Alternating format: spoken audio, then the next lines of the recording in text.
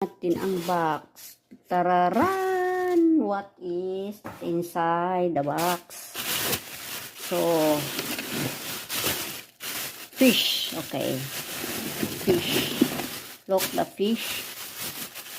Okay. Fish. Oh, ayan. Ayan yung order ko sa amo ko. Ayan. Fish. Fish. Fish. Oh, ayan. Fish. Fish. Ayan, ayan, ayan. Yung fish. Ayan yung fish natin pang paksiw or ano, ayan. Ayan, malalaki siya. 3 kilo nito ay 10 real. More again. So, ito naman ay ito ay danggit. Yung hipon. Malalaking hipon. Oh, look. Malalaking hipon.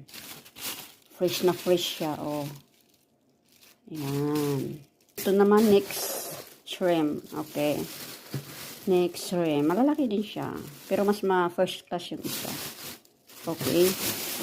So, dalawa na yung ating hipon. Okay. Ayan. So, ang next ay ayan. Ito yung next. Yung isda na pamprito. Buti pinalinis na. Okay. Ito siya. Yan. Yan. So, ang gagawin natin, hugasan lang natin lagay sa freezer. Pero magluluto din tayo today. Ay, ito lang ba? Oo, ito lang siya. Wala nang ibang klase.